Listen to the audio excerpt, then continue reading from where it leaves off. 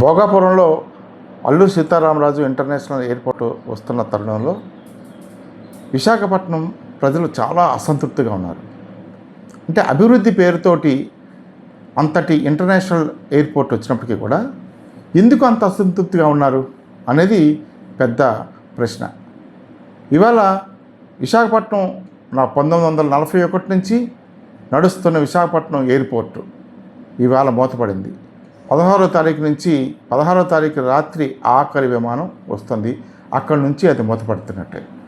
17వ తారీఖు ఉదయం నుంచి అందరూ కూడా భోగాపురం ఎయిర్పోర్ట్కి వెళ్ళాల్సిందే. వెళ్ళాలంటే విశాఖపట్నం నుంచి ఎక్కడి నుంచి ఏ మూల నుంచి వెళ్ళినా సరే ఇన్నోవాకి అయితే 4,000 రూపాయలు తీసుకుంటారు. మామూలు కారుకి అయితే 2,500 రూపాయలు తీసుకుంటారు. పైగా ఇక్కడి నుంచి అక్కడికి చేరిన తర్వాత విమానం టికెట్ ఎంత ఉంటుందో తెలియదు. 5,000 ఉంటుందా, 6,000 ఉంటుందా, 10,000 ఉంటుందా, వాళ్ళ ఇష్టం వచ్చిన రేటుకి పెడతారు. ఆ రేటుకి కొనుక్కొని తీరాల్సింది. దానికి తోడు ఈవేళ యూజర్ డెవలప్మెంట్ ఛార్జెస్ అంటే యూడిఎఫ్ యూజర్ డెవలప్మెంట్ ఫీజు అది దేశంలోని ఎక్కడ లేనంత విధంగా ఇక్కడ భోగాపురం ఎయిర్పోర్ట్లో ఫిక్స్ చేశారు. ఎంత ఒక ప్రయాణికుడికి నెత్తి మీద 835 రూపాయల భారం పడుతుంది. ఇదే ఇంతకుముందు అయితే మన విశాఖపట్నం ఎయిర్పోర్ట్లో అయితే 300 రూపాయలు అంత ఉండేది. బొంబాయి ఎయిర్పోర్ట్ కానీ ఢిల్లీ ఎయిర్పోర్ట్ కానీ మిగతా రాష్ట్రంలో ఏ ఎయిర్పోర్ట్కి లేనన్ని యూజర్ ఛార్జెస్ విశాఖపట్నంలోనే ఎందుకు పెట్టాలి?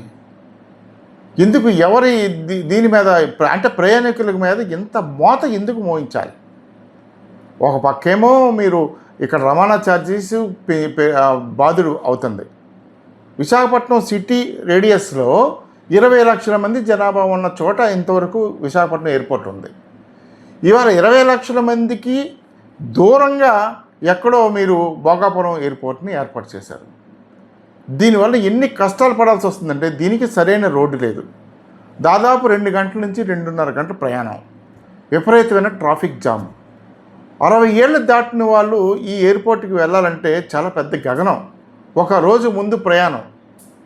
ఈ ప్రయాణం అంటే అసలు ప్రయాణం కన్నా వాళ్ళు బొంబాయి వెళ్ళాలన్నా, చెన్నై వెళ్ళాలన్నా, హైదరాబాద్ వెళ్ళాలన్నా, విజయవాడ వెళ్ళాలన్నా ఎంత పెద్ద ప్రయాణం చేయాలంటే అంత పెద్ద ప్రయాణం ఓన్లీ విశాఖపట్నం నుంచి భోగాపురం ఎయిర్పోర్ట్ చేరడానికే చేయాలి.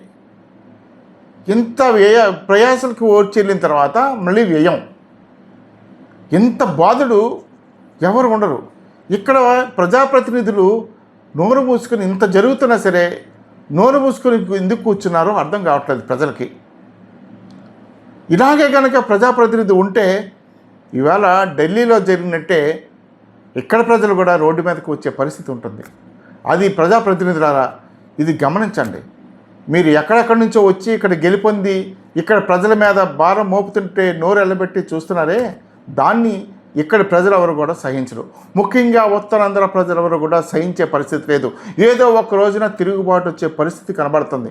అది గమనించి మీరు మసులుకుంటే చాలా మంచిది.